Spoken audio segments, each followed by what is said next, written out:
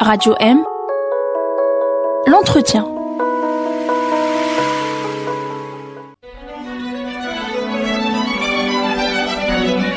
Pour bien s'entendre, il faut bien s'écouter. Rendez-vous sur M, la petite radio du Grand Maghreb.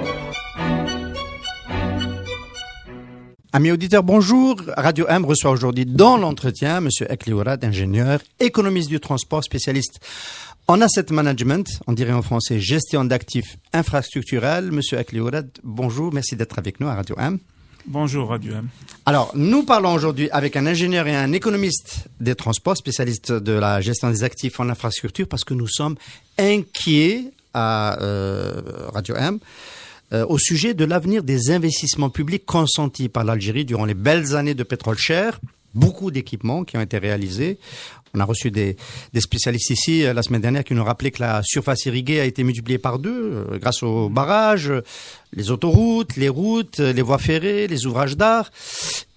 Par situation de rareté de la devise et de baisse des dépenses publiques, notamment des dépenses d'équipement qui sont celles qui ont subi la coupe la plus drastique, on peut s'inquiéter de la capacité de l'État algérien à maintenir la valeur et l'efficacité de tous ces investissements publics, de tous ces équipements publics, n'est-ce pas? C'est vrai. Je dirais que nous avons le privilège d'avoir ce problème-là. C'est l'apanage de tous les pays où l'on a investi beaucoup dans les infrastructures. On a réalisé beaucoup de choses, comme tu l'as mentionné. Ce qui doit suivre maintenant, c'est leur prise en charge.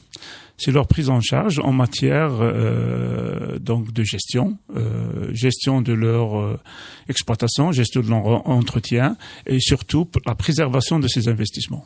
Parce que malheureusement, les infrastructures ne restent pas neuves, elles se dégradent avec le temps et il faut mettre en place les outils, les systèmes, les procédures nécessaires pour préserver ces investissements qui, on le rappelle, ont coûté des centaines de milliers de dollars. Alors pour nos amis auditeurs, pour bien situer le propos et l'importance de cette discussion que nous avons aujourd'hui dans l'entretien, on avait en tête un modèle. On pensait que l'autoroute Est-Ouest, par exemple, qui est un peu le produit phare des années Bouteflika et du rattrapage des infrastructures, on pensait qu'il serait maintenu, entretenu par les péages. Il y avait un modèle qui avait circulé, donc qui n'est toujours pas complètement écarté aujourd'hui. Les revenus des péages permettant de maintenir cette autoroute, qui n'est toujours pas livrée d'ailleurs, c'est un autre débat dans sa totalité. Est-ce que le modèle d'entretien, c'est un autre modèle que vous proposez? Le péage, c'est un mode de financement, c'est pas un mode de gestion. Et ceci dit, même les péages de l'autoroute, si on parle de l'autoroute, ne vont pas suffire à maintenir. Hein. Et moi, je parle pas juste de maintenance, hein, parce que l'asset management, puisque c'est le sujet de cette discussion, ne concerne pas que l'entretien routier. Hein. C'est un mode de gestion global qui commence au moment où l'infrastructure est livrée, jusqu'au moment où elle atteint sa durée de vie initiale. Et ça concerne tous les niveaux de gestion, que ce soit au niveau stratégique, au niveau tactique ou au niveau opérationnel. C'est un tout. Je vais vous dire une chose, hein, les États-Unis ont investi beaucoup. L'un des pays qui souffre le plus du déficit dans l'entretien ou la maintenance ou la préservation de ces investissements aujourd'hui, c'est les États-Unis. Ils ont un retard équivalent à 1,6 trillion, je ne sais pas, donc c'est des milliers de milliards de dollars. Pour maintenir à niveau leurs équipements. Voilà. D'ailleurs, Obama en a parlé, Trump l'a repris, il parle de lever 1000 milliards de dollars pour essayer de faire un rattrapage. Parce qu'ils le font pas par hasard, ils le font parce qu'ils ont un déficit énorme en matière. Mais comment se fait-il que dans ce pays où on est très attentif à la rentabilité des équipements, de l'argent public, qu'on se soit laissé arriver à cette situation? Parce que tout simplement, on n'a pas mis en place les modes les plus importants ou les plus intéressants dans la gestion des infrastructures. Malheureusement, en Algérie, on sera confronté à son problème. Je vais vous dire pourquoi. Parce qu'on a investi beaucoup en même temps, presque en même temps. Dans les 10 dernières années, on a construit des autoroutes, on a construit des transferts d'eau, des barrages, des aéroports, de la voie ferrée. Et ces investissements ou ces infrastructures vont arriver plus ou moins au même moment à un moment où on faudra un peu... Où leur coût d'entretien va s'élever. Va s'élever, vont réparer, le vieillissement atteindra plus ou moins... Alors tout de suite, une première question. Est-ce que le modèle de gestion nouveau, moderne, qu'on va détailler dans quelques minutes, d'asset management, est-ce que c'est pas un peu trop tard si on n'a pas engagé au moment où on a réalisé? Parce que j'ai bien noté que vous disiez, Monsieur Akli-Ourad, qu'il fallait, au moment où on réalise, réfléchir en même temps à transférer cette gestion à une entité différente éventuellement. Correct. Il n'est jamais trop tard pour bien faire. Hein. Même si, en général, surtout quand on fait des investissements aussi colossaux que celui de l'autoroute, celui des transferts d'eau, l'Algérie a fait beaucoup d'investissements colossaux et c'est très bien, c'est très important pour le pays. Mais en général, ailleurs, chaque infrastructure, avec son design, avec son mode d'exécution, son mode contractuel d'exécution, on a aussi le mode asset management. On prévoit déjà à l'avance comment cette infrastructure sera gérée, par qui, quel modèle. Tout est prêt. Malheureusement, on a livré l'autoroute par bris, par section, ce qui est normal aussi. Mais aujourd'hui, l'autoroute est livrée elle-même. Elle est gérée par les DTP. Et les DTP, l'autoroute Est-Ouest est gérée par les DTP en matière d'entretien. Les directions des travaux publics des wilayas. Par section sur chaque wilaya. Oui, bien sûr. L'autoroute n'est pas en concession, on le sait, quand elle n'est pas en concession. Donc elle est gérée par les DTP qui n'ont ni les moyens, ni les compétences, ni le know-how pour gérer une autoroute. Alors, si on n'a pas fait ça dès le départ, c'est parce qu'on a sous-estimé le coût de l'asset management, de la gestion de l'équipement au départ. On a calculé court, on a calculé petit bras. Non, à mon avis, on a fait ce qu'on fait presque un peu partout. Là, on ne réfléchit pas beaucoup. C'est que on a négligé cet aspect cycle de vie de l'infrastructure. Hein. On se focalise beaucoup sur la réalisation, la construction, et on pense que l'infrastructure va tenir comme ça, va rester comme on dit, en bon état pour le reste pour le reste du temps. Hein. Ce n'est pas le cas. Alors, on le sait pas. Moi, je milite pour que en Algérie, on adopte le concept d'asset management pour toutes ces infrastructures qu'on a construites, qui nous ont coûté beaucoup, très cher, pour les préserver, pour l'avenir, pour les générations futures. Alors, on était sur l'autoroute Est-Ouest, on peut évoquer le cas de ce drame d'il y a 3 ans au stade du Saint-Juillet, où il y a 2 jeunes supporters de l'USMA qui sont passés à travers la dalle de béton parce qu'elle était dégradée, pendant un derby d'ailleurs classique contre le Moulidi d'Alger, ce qui avait encouru la fermeture pendant plus de 2 ans du stade pour sa rénovation. Est-ce qu'on aurait pu changer de modèle à cette occasion, parce que on a quasiment reconstruit un nouveau stade, le béton a été complètement rénové. Est-ce qu'on aurait pu transférer la gestion de cet équipement à cette occasion-là pour éviter de retomber dans ce travers? Bien sûr. La mort malheureuse de ces 2 jeunes, pour moi, est un problème d'asset management. Parce que les stades, c'est aussi une infrastructure publique, n'est pas où tous les stades en Algérie, tous les équipements sportifs en Algérie ne sont pas gérés sous ce modèle d'asset management. Qu'est-ce que c'est que l'asset management? C'est-à-dire que c'est un modèle qui permet d'être proactif et non pas réactif. On n'attend pas la catastrophe pour intervenir. On connaît son infrastructure, on connaît ce qu'on a. On sait dans quel état l'infrastructure se trouve et on planifie pour des interventions optimales au moment voulu, faire ce qu'il faut au moment qu'il faut, au prix qu'il faut. Il y a ce ratio de la Banque mondiale qui dit que quand on a fait des économies, qu'on n'intervient pas à temps d'$1. Oui.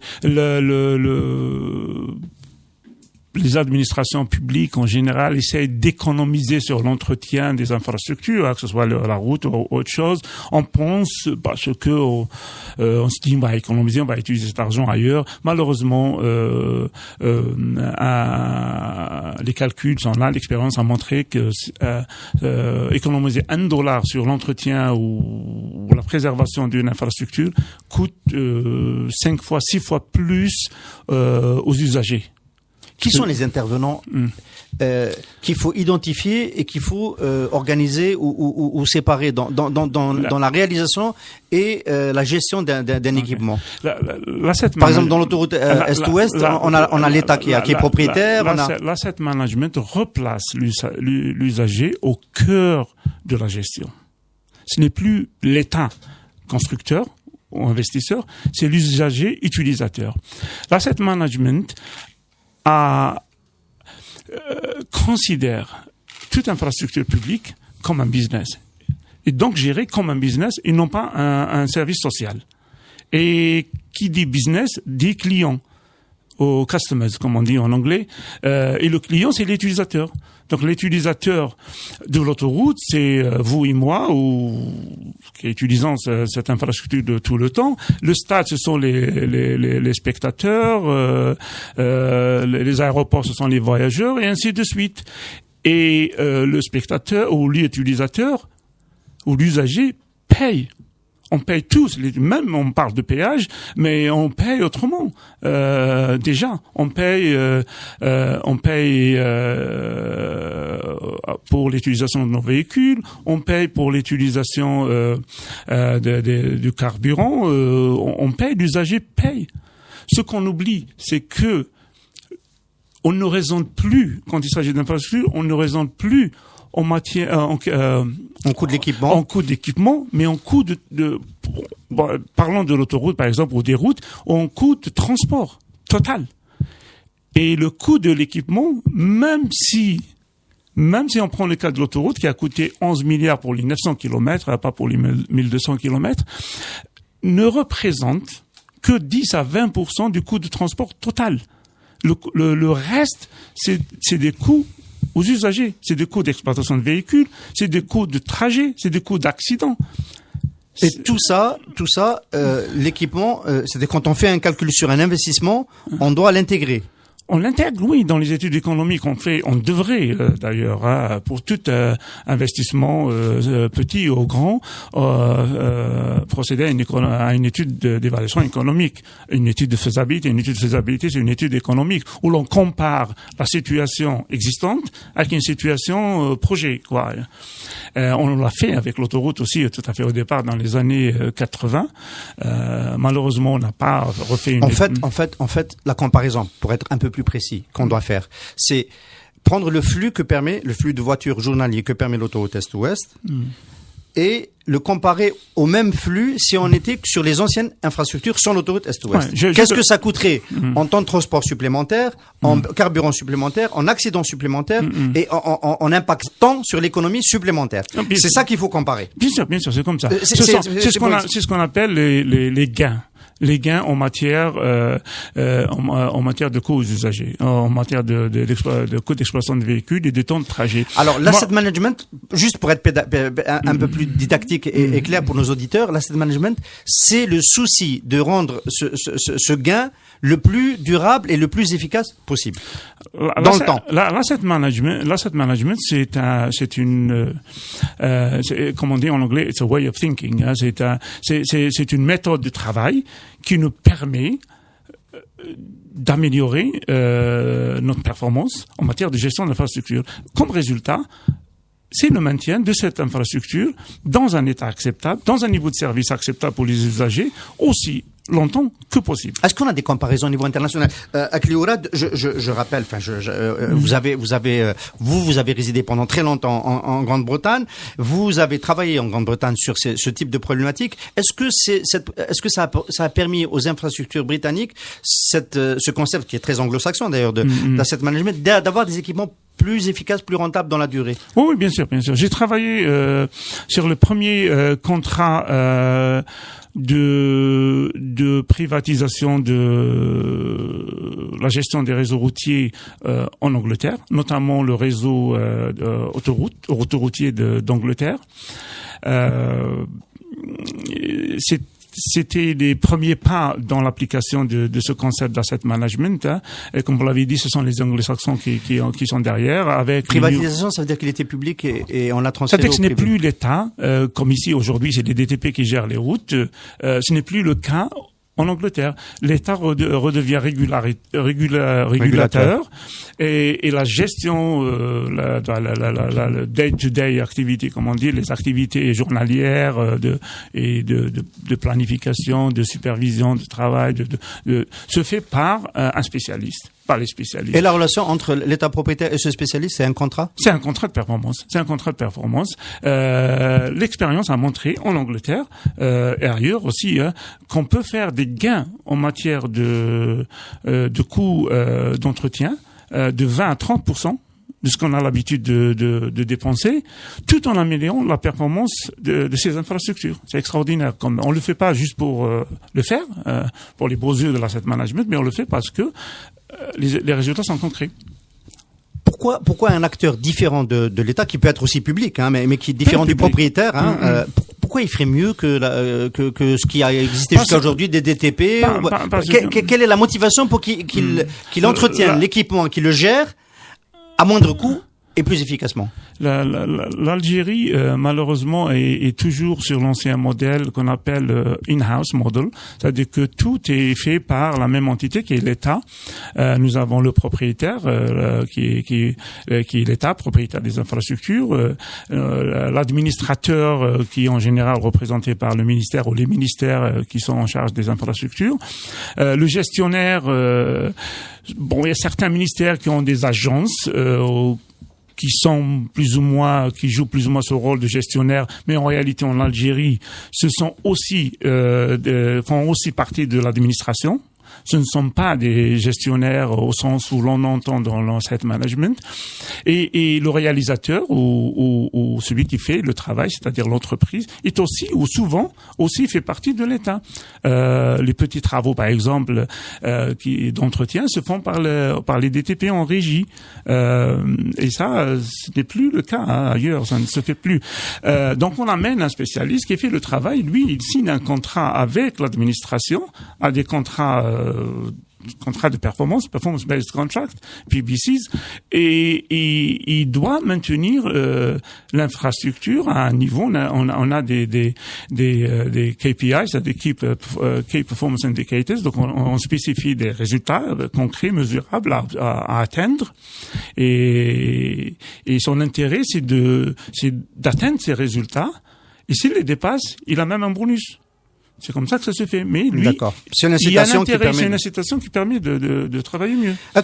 Alors, moi, j'ai cru comprendre, je suis vos pérénigrations à travers le monde, qu'il y a des pays quand même plus retardataires économiquement en termes de revenus que l'Algérie, comme en Afrique subsaharienne, qui bénéficient d'équipements financés en général par le multilatéral et qui appliquent cette règle de l'asset management, de la gestion des actifs infrastructurels après leur réalisation.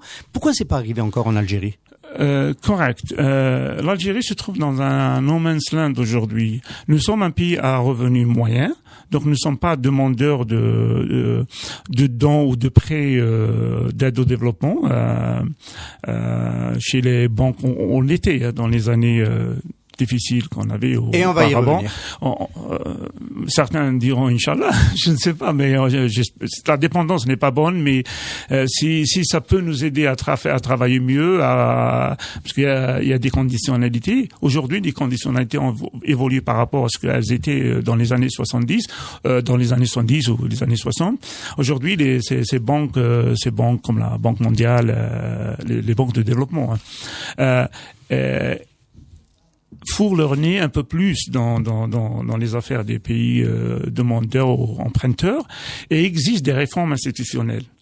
Et donc, quand elle finance un équipement comme ça, elle exige. Elle exige. Donc, elles ont comme les pays africains ou les pays à revenus faibles que vous avez cités demandent des prêts, on les oblige à faire des réformes institutionnelles allant dans le sens de l'asset management, par exemple.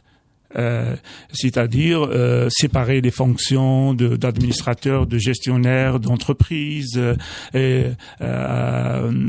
appliquer des principes d'asset management en commençant par la planification à long terme, les programmes tactiques à moyen terme, avant d'aller vers les projets.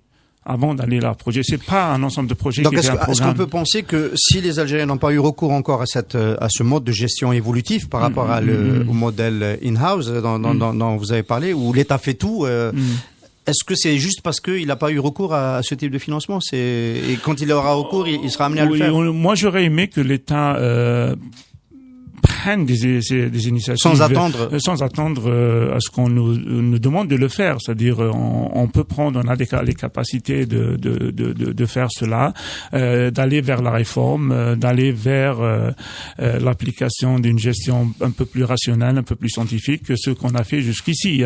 Il y a eu 900 millions de dollars de prêts de la Banque africaine de développement il y a à peine 3 mois.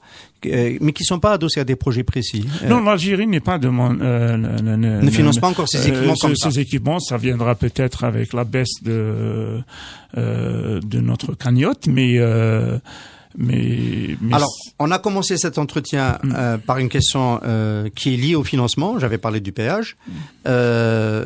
On a bien compris le modèle de gestion, ce modèle qui est une forme de modèle de gestion déléguée avec sous contrat de performance, mais il faut quand même payer le prestataire. Comment se fait le financement? Comment on paye le prestataire? Est-ce que ça va pas finalement, ça ne risque pas de coûter plus au budget de l'État que de payer les DTP ou toute entité? Non, pas du tout. Le modèle que nous avons aujourd'hui coûte très cher parce qu'on intervient quand c'est trop tard. Quand on laisse une infrastructure se dépérir ou se dégrader à un point où l'on peut plus la maintenir, exemple on la reconstruit. Du stade du 5 juillet. Exemple du stade juillet. Stade juillet, si on était on n'aurait jamais dû rénover, réhabiliter, reconstruire en fin de compte les gradins comme on l'a fait si on était intervenu à des moments opportuns. On l'a pas fait. On l'a pas fait, donc ça a coûté plus cher. En matière de financement, je voudrais aussi dire autre chose. L'argent du secteur routier, par exemple, si on parle du secteur routier, est suffisant aujourd'hui pour maintenir notre réseau à un niveau assez bon. Qu'est-ce que vous entendez par l'argent du secteur routier?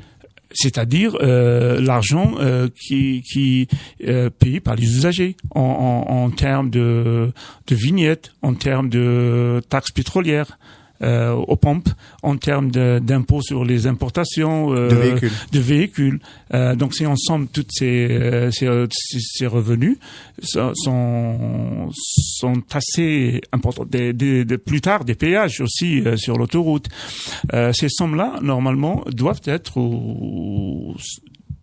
sont certainement suffisantes pour maintenir, pour les reverser dans le secteur et préserver le réseau routier algérien qui est évalué, c'est une estimation, à 250 milliards de dollars, je le dis aujourd'hui. Il était dans les années 80, fin 80, début 90, évalué à 200 milliards de dollars. Aujourd'hui, avec toutes les rajouts qui ont été faits, et aujourd'hui, il est évalué à 250 milliards. Ça, c'est une valorisation de l'actif dont on parle depuis tout à l'heure. Pour le secteur des transports. Pour le secteur routier seulement.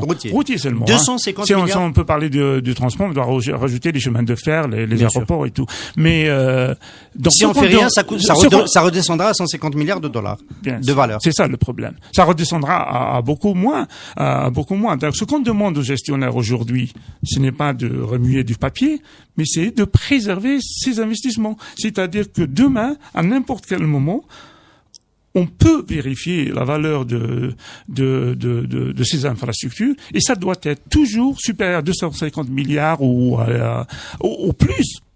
Si on laisse la valeur totale de notre infrastructure descendre au-dessous de ce chiffre-là, ça veut dire qu'on n'a pas bien travaillé. Qui évalue la valeur de ces équipements? Alors, Parce que ça se vend pas une autoroute. Hein, non. C'est pas comme un joueur sur le marché des transferts. Non. La valeur en matière d'infrastructure, la valeur de l'infrastructure, c'est le prix de son remplacement. C'est ça. En construction. C'est comme ça que ça se fait. Mais on ne peut pas le faire sans asset management. Et quand on met en place asset management, il y a souvent des outils comme les asset management systems ou les systèmes de gestion des infrastructures qu'on met en place, qu'on ne possède pas aujourd'hui en Algérie. Personne ne peut vous dire aujourd'hui au ministère des Travaux publics quel est exactement le linéaire du réseau routier en Algérie. On ne le sait pas, tout simplement parce que on n'a pas un système qui permet de le savoir. Et on ne peut pas savoir quel est l'état exact dans lequel se trouve notre réseau routier. Quelle est vraiment la valeur ou le montant qu'il faudra mettre pour l'amener à un état ou à un niveau de service voulu. Parce qu'on n'a pas encore intégré ce concept de la gestion des actifs. On est toujours à l'étape de ce que j'appelle moi le modèle pompier. C'est-à-dire qu'on attend qu'il y ait le feu pour qu'on intervienne. Alors que le modèle asset management, c'est un modèle basé sur la... Cléorat, vous avez parlé d'une possibilité de financement qui est celle de récupérer donc tous les revenus liés à l'économie de transport, vignettes, taxes douanières, taxes pétrolières, etc. Mais si ça devait passer par le budget de l'État, est-ce qu'il n'y a pas le risque que ça se disperse? Si, ça se disperse, bien sûr, bien entendu. En général, quand on dit... on le fait de deux manières. Soit on j'arrive pas à trouver le mot en français, earmark. C'est-à-dire qu'on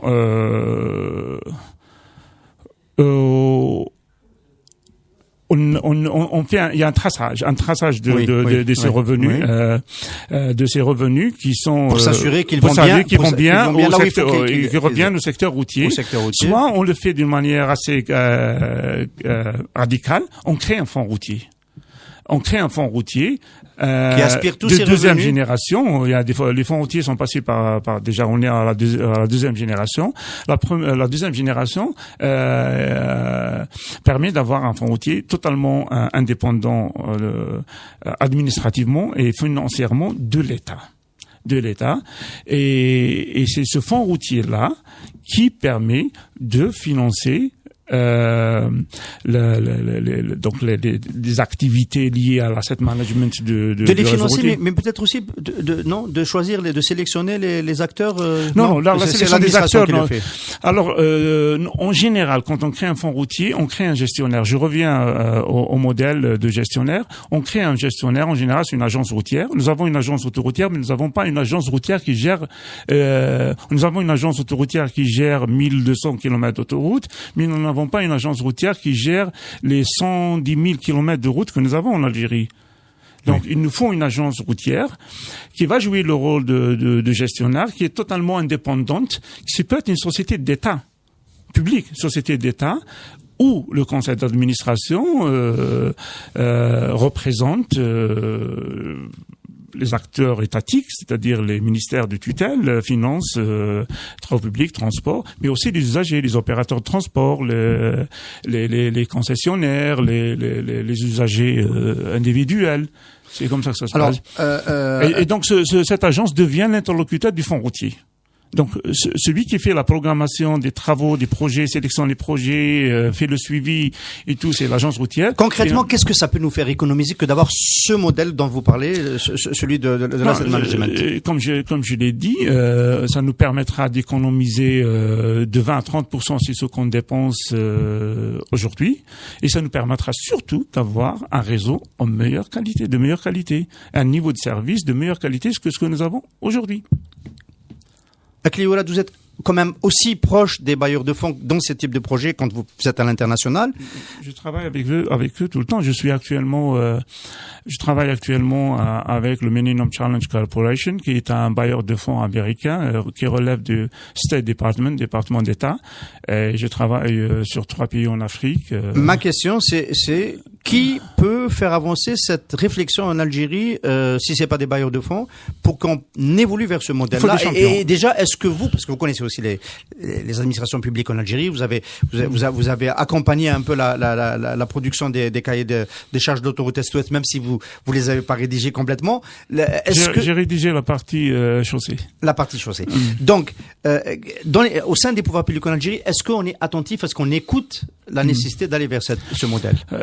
Vous savez, dans cette industrie ou ce concept d'asset management, le premier principe, première condition pour que ça se fasse, c'est d'avoir le backing de l'administration. Et pour avoir le backing de l'administration, il faut un champion. Il faut des champions. Une seule personne peut changer tout. Et dans ce cas-là, ça peut être le ministre ou le premier ministre qui s'imprègne de ça et qui donne le holà. C'est pas encore le cas. Ce n'est pas encore le cas. Bien entendu, ce n'est pas encore le cas. Et on espère que cette prise de conscience se fasse dans les meilleurs délais, parce que nous avons fait des investissements énormes dans le secteur et il faudra les préserver pour les générations futures. Akli-Oulad, merci beaucoup d'avoir été l'invité de l'entretien. Plaisir, avec plaisir. Radio M, l'entretien.